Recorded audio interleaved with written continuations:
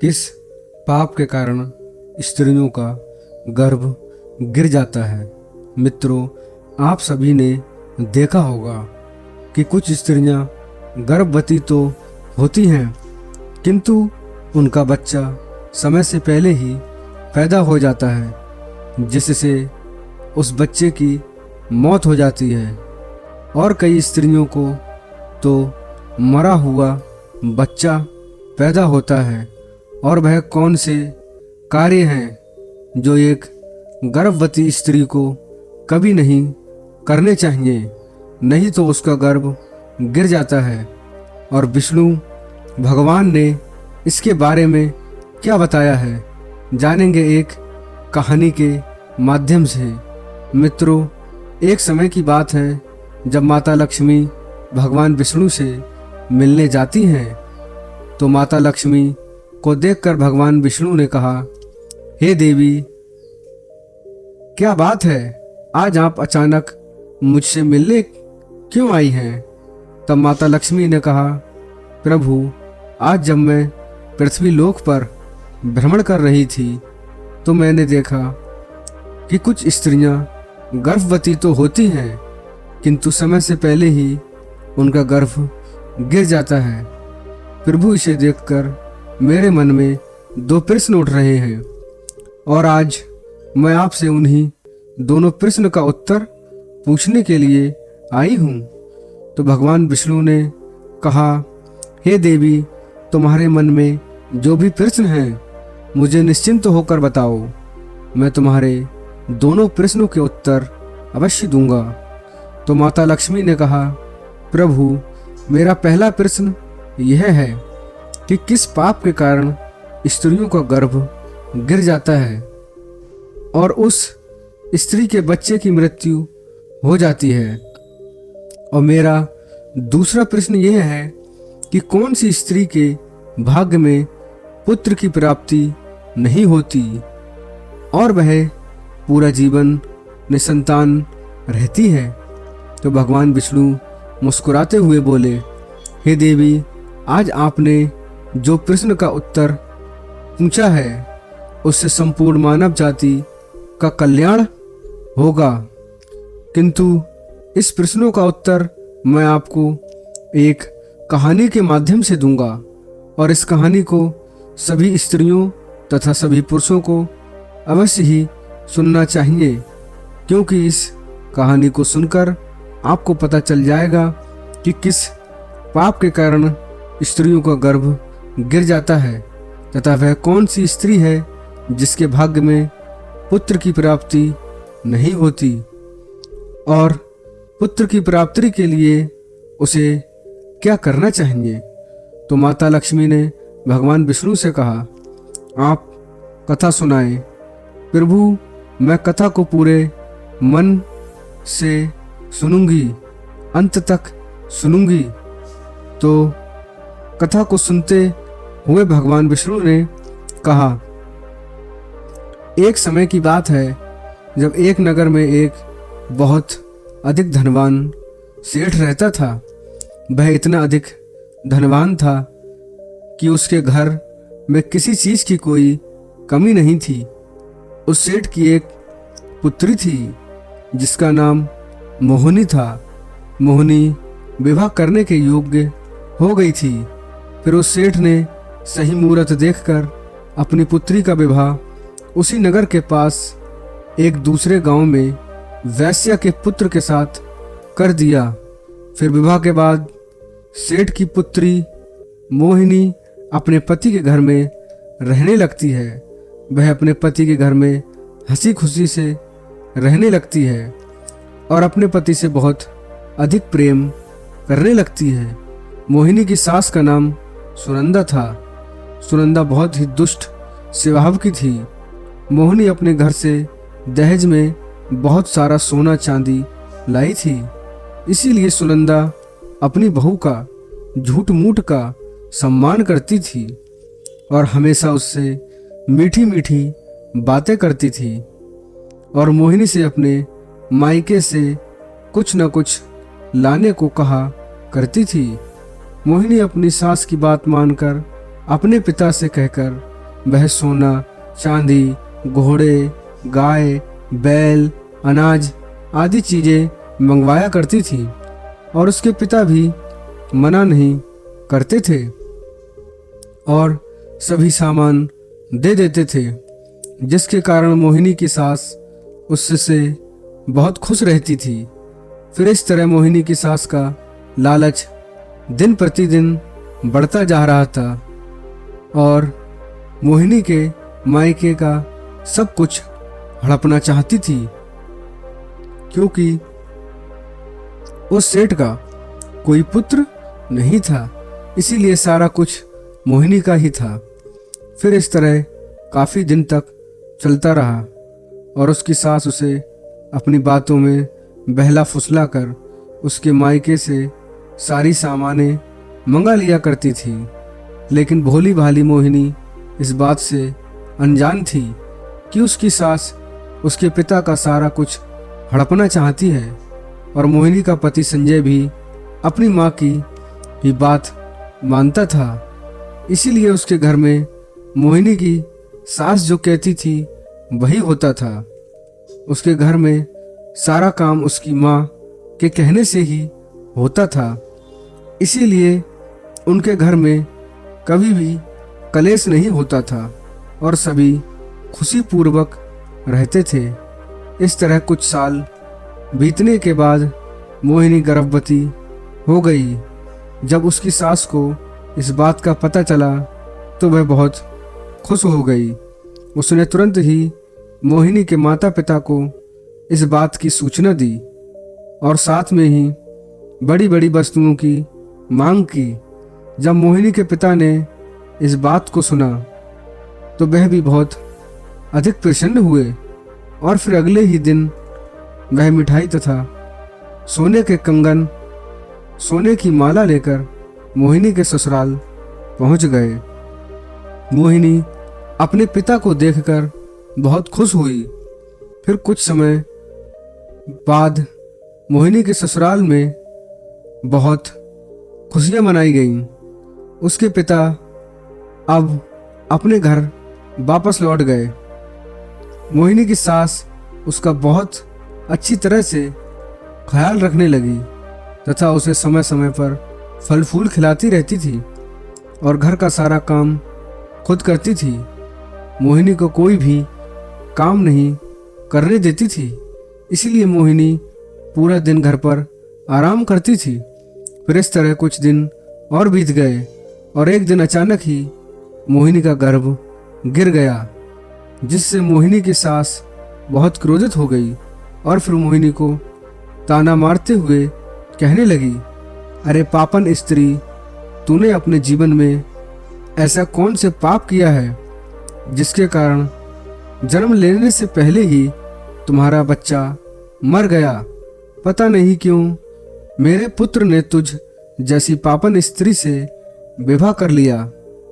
मेरे बेटे का तो जीवन ही नष्ट हो गया। अपनी सास की यह बात सुनकर मोहिनी बहुत दुखी होकर कहने लगी, सासू माँ, इसमें मेरा क्या दोष है? मैंने अपने जीवन में कोई पाप नहीं किया है, फिर भी पता नहीं क्यों मेरे साथ ऐसा हो रहा है। तब उसकी सास कहने लगी, अरे दुष्ट स्त्री, तूने जरूर अपने जीवन में घोर पाप किया है, इसी कारण तेरा गर्भ गिर गया है। फिर कथा को आगे बताते हुए भगवान विष्णु माता लक्ष्मी से कहते हैं, हे देवी, आप कथा को बहुत ध्यान से सुनना, क्योंकि यहीं से आपको पता चलेगा कि किस पाप के कारण स्त्री का गर्भ गिर जाता है। तो माता लक्ष्मी ने कहा, ठीक है। फिर उसी के बाद से मोहिनी की सास उसे हमेशा ताने मारने लगी और घर का सारा काम भी उसी से कराती थी और खुद कोई भी काम नहीं करती थी। मोहिनी की सास उससे इतना काम कराती थी कि मोहिनी को अब सही से खाना खाने का भी समय नहीं मिलता। जब सब लोग भोजन कर लेते थे उसके बाद ही वह भोजन करती। वो अपनी सास के सामने आने से भी डरने लगी। फिर इस तरह कुछ महीने और बीते जाने के बाद मोहिनी दोबारा से गर्भवती हो गई, जिससे उसका पति बहुत प्रसन्न हुआ। लेकिन उसकी सास अभी तक उससे गुस्सा थी, और जब मोहिनी ने अपनी सास को यह बात बताई तो वो मोहिनी से कहने लगी, एक बच्चे को तो खा गई हो, पता नहीं अब इस बच्चे को जीवित रखोगी या इसे भी उसी की तरह खा जाओगी।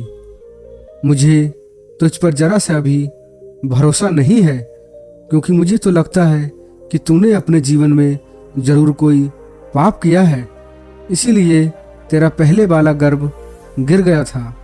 अपनी सास की यह बात सुनकर मोहिनी कुछ नहीं बोली और चुपचाप खड़ी रही।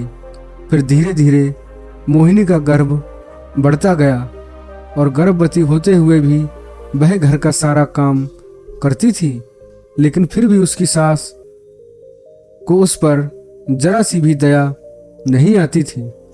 फिर इस तरह करते करते अब 9 महीने के गर्भ पूरा हो गया। अब बच्चे के जन्म का समय बिल्कुल नजदीक आ गया।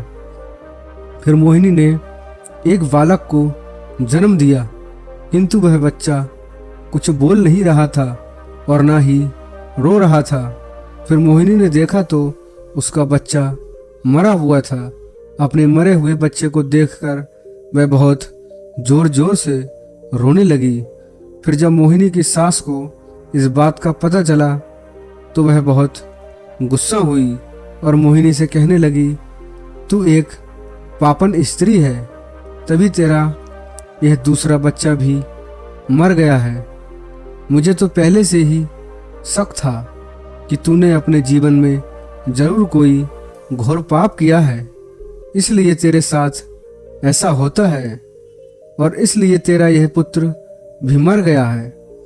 अगर तू मेरे घर में ज़्यादा दिनों तक रहेगी तो तू मेरे भी घर का नाश कर देगी, इसीलिए अब मैं तुझे इस घर में रहने नहीं दूंगी। तो मोहिनी कहने लगी, सासू माँ, अब मैं कहाँ जाऊँ? मेरे लिए तो मेरे पति ही सब कुछ हैं, मैं उन्हें छोड़कर कहीं नहीं जा सकती हूँ।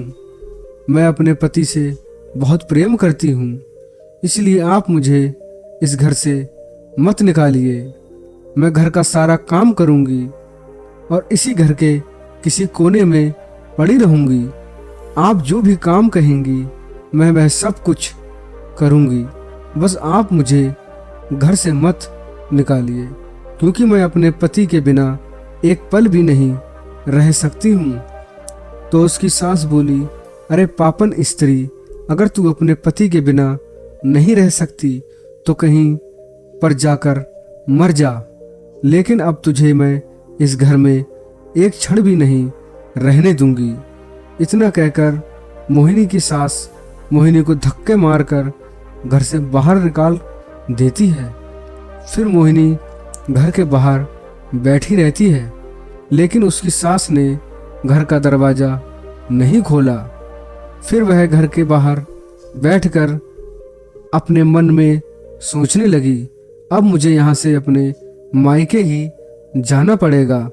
फिर इतना सोचकर वह अपने मायके चल देती है। तभी रास्ते में एक जंगल पड़ता है, तो वह जंगल में रास्ते से अपने मायके जा ही रही थी। तभी बारिश होने लगती है, तो वह एक पेड़ के नीचे बैठ जाती है। तभी वहां से एक साधु महाराज जा रहे थे, तो उन्होंने मोहिनी को पेड़ के नीचे बैठा देखकर उससे पूछा, हे पुत्री, तुम कौन हो और इस जंगल में अकेली क्या कर रही हो? तो मोहिनी ने साधु महाराज से कहा, हे साधु, मैं एक बहुत धनवान सेठ की पुत्री हूँ और मेरा विवाह एक वैश्या के बेटे से हुआ है और मुझे अभी तक पुत्र की प्राप्ति नहीं हुई है। मैं एक बार गर्भवती हुई थी तो मेरा गर्भ गिर गया था और जब मैं दोबारा गर्भवती हुई तो मेरा बच्चा मरा हुआ पैदा हुआ, इसीलिए मेरी सास ने मुझे घर से निकाल दिया है। इसीलिए मैं अब इस जंगल में इधर उधर भटक रही हूँ। हे मुनिवर, कृपया करके आप ही कुछ उपाय बताएं जिससे मुझे पुत्र की प्राप्ति हो जाए। तो महाराज ने कहा, तुम चिंता मत करो, मैं पुत्र प्राप्ति का उपाय बताता हूँ, जिसे यदि तुम पूरी निष्ठा से करती हो तो तुम्हें पुत्र की प्राप्ति जरूर होगी। इसके लिए मैं तुम्हें कुछ नियम बताता हूँ, इसे ध्यान से सुनो। किसी भी स्त्री को मासिक धर्म के दौरान पति के साथ संबंध नहीं बनाना चाहिए और पति को स्पर्श भी नहीं करना चाहिए। इससे संतान गर्भ में ही गिर जाती है। गर्भ धारण की हुई स्त्री को भगवान की पूजा अर्चना करते रहना चाहिए तथा उसके मुख पर सदैव ही प्रसन्नता होनी चाहिए। साथ ही गर्भवती स्त्री को कभी भी दुखी और निराश नहीं रहना चाहिए, क्योंकि दुखी रहने पर संतान पर बुरा प्रभाव पड़ता है। और गर्भवती स्त्री को कभी दूसरे के घर का भोजन नहीं करना चाहिए तथा जितना हो सके अपने ही घर में रहना चाहिए। एक गर्भवती स्त्री को कभी भी डरावनी चीज़ों को नहीं देखना चाहिए, क्योंकि इससे संतान पर बुरा प्रभाव पड़ता है। और गर्भवती स्त्री को अच्छा भोजन करना चाहिए, जिससे संतान गुणवान होती है। जो भी स्त्री इन नियमों का पालन करती है वह उत्तम पुत्र को प्राप्त करती है, और जो स्त्रियां इन नियमों का पालन नहीं करती हैं उनका गर्भ गिर जाता है। फिर साधु महाराज ने कहा, हे पुत्री, अब मैं तुम्हें पुत्र प्राप्ति का उपाय बताता हूँ, इसे ध्यान से सुनना तो तुम्हें पुत्र की प्राप्ति होगी। तो मोहिनी ने कहा, जी महाराज। तो साधु महाराज ने कहा, किसी भी स्त्री को पुत्र प्राप्ति के लिए मासिक धर्म के प्रथम 4 दिनों में पति पत्नी को मिलन नहीं करना चाहिए, क्योंकि ऐसा करने से दुराचार पुत्र होता है। और 5वीं रात्रि में मिलन करने से पुत्री की प्राप्ति होती है तथा 6ठी रात्रि में मिलन करने से पुत्र रत्न की प्राप्ति होती है। 7वीं रात्रि में मिलन करने से वांध्या पुत्री होती है तथा 8वीं रात्रि में मिलन करने से बलशाली पुत्र की प्राप्ति होती है। 9वीं रात्रि में मिलन करने से सुंदर कन्या की प्राप्ति होती है तथा 10वीं रात्रि में मिलन करने से विद्वान और अतिश्रेष्ठ पुत्र की प्राप्ति होती है। 11वीं रात्रि में मिलन करने से सुंदर आचरण वाली कन्या प्राप्त होती है। 12वीं रात्रि में मिलन करने से गुणवान पुत्र होता है। 13वीं रात्रि में मिलन करने से लक्ष्मी स्वरूपा पुत्री होती है और 14वीं रात्रि में मिलन करने से गुणवान, बुद्धिमान तथा बलवान पुत्र होता है। इसीलिए यदि तुम इन नियमों का पालन करो तो तुम्हें उत्तम पुत्र की प्राप्ति जरूर होगी। इतना कहकर वह साधु महाराज वहां से चले जाते हैं। फिर मोहिनी अपने मन में सोचने लगती है, यदि मैंने साधु महाराज के बताए गए उपाय के अनुसार कार्य किया तो मुझे भी पुत्र की प्राप्ति हो जाएगी और मेरी सास मुझसे घर का काम भी नहीं कराएंगी और घर के सभी लोग मेरा बहुत अधिक सम्मान भी करेंगे। मोहिनी इतना सोच ही रही थी, तभी उसका पति उसे ढूंढते हुए वहां पहुंच जाता है और मोहिनी से कहता है, तुम यहाँ इस जंगल में क्यों आई हो? मैं तुम्हें लेने आया हूँ, चलो घर चलो। फिर मोहिनी ने अपने पति को उस साधु महाराज वाली सारी बात बताई और कहा, नहीं, अब मैं घर नहीं जाऊंगी जब तक मुझे पुत्र की प्राप्ति नहीं हो जाती। मोहिनी की यह बात सुनकर उसका पति भी उसी के साथ जंगल में ही कुटिया बनाकर रहने लगता है। फिर मासिक धर्म की 14वीं रात में मोहिनी ने अपने पति के साथ मिलन किया, जिससे वह गर्भवती हो गई और गर्भवती होते हुए भी वह जंगल में रहती थी। उसका पति जंगल से लकड़ी लाता था, जिससे दोनों भोजन बनाकर खाते थे। फिर इस तरह करते करते 9 महीने बीत गए और मोहिनी के बच्चा पैदा होने का समय नज़दीक आ गया था। फिर एक दिन मोहिनी को अत्यंत उत्तम पुत्र की प्राप्ति हुई और पुत्र की प्राप्ति से मोहिनी और उसका पति दोनों बहुत खुश हुए। फिर मोहिनी का पति उससे कहने लगा, चलो अब हम दोनों घर चलते हैं, क्योंकि माँ ने तुम्हें पुत्र प्राप्ति का ताना देकर ही घर से निकाला था, किंतु अब तो तुम पुत्र की प्राप्ति कर चुकी हो, अब तो वह भी खुश हो जाएगी। तो मोहिनी ने कहा, ठीक है, चलो घर चलते हैं। फिर दोनों घर जाते हैं तो उसकी सास ने देखा कि मोहिनी को तो पुत्र हुआ है। यह देखकर वह बहुत खुश हो गई और मोहिनी से कहने लगी, तुझे पुत्र कैसे हुआ?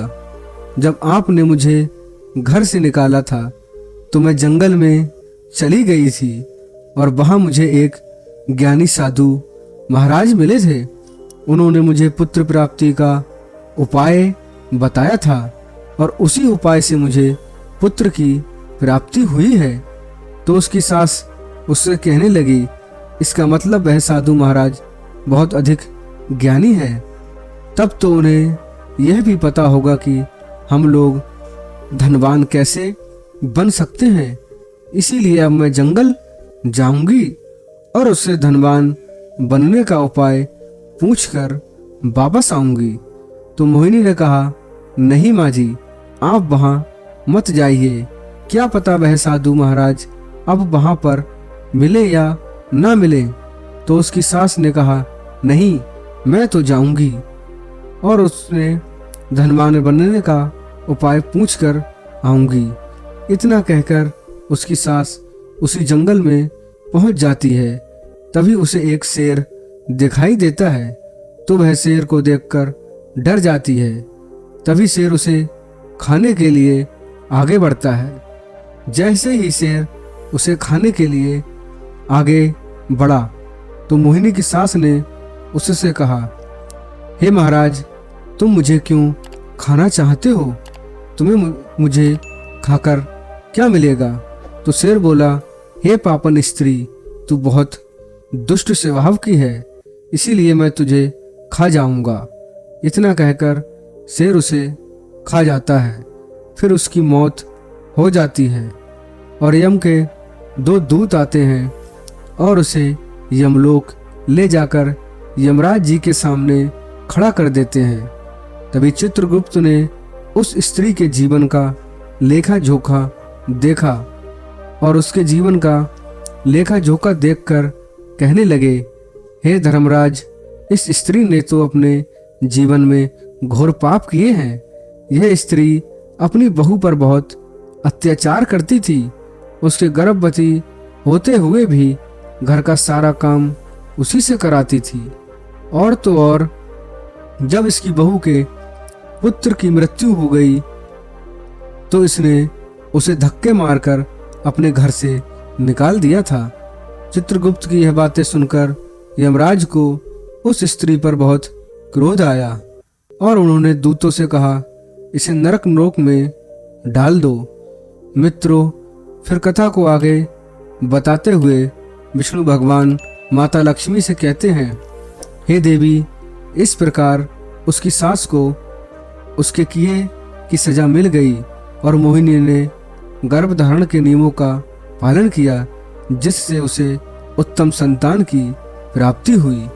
इसी तरह कोई भी स्त्री यदि उस साधु द्वारा बताई गई बातों के अनुसार कार्य करेगी तो उसे भी पुत्र की प्राप्ति अवश्य होगी।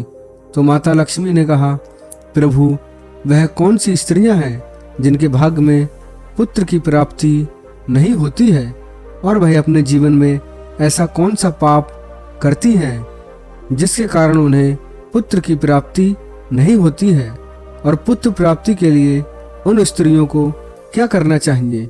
तो भगवान विष्णु ने कहा, यह वह स्त्रियां हैं जो अपने पति से हमेशा लड़ाई झगड़ा करती रहती हैं और घर में सारा काम अपनी ही मनमानी से करती हैं, तभी अपने पति का आदर सम्मान नहीं करती। तो ऐसी स्त्रियों के भाग्य में कभी भी पुत्र की प्राप्ति नहीं होती। और ऐसी स्त्रियों को पुत्र प्राप्ति के लिए अपने पति का आदर सम्मान करना चाहिए तथा उनका कहना मानना चाहिए और घर में लड़ाई झगड़ा नहीं करना चाहिए। तो ऐसी स्त्रियों को भी पुत्र की प्राप्ति होगी। मित्रों, आपको यह कथा कैसी लगी हमें कमेंट्स करके ज़रूर बताएं और इस वीडियो को उसको ज़रूर शेयर करें जिसको इसकी सबसे ज़्यादा ज़रूरत है। और हमारे चैनल को सब्सक्राइब करना ना भूलें ताकि इस तरह की और भी वीडियो आपके पास सबसे पहले पहुंचे। और इस वीडियो को एक लाइक करें ताकि यह वीडियो ज़रूरतमंद लोगों तक पहुंच जाए। धन्यवाद।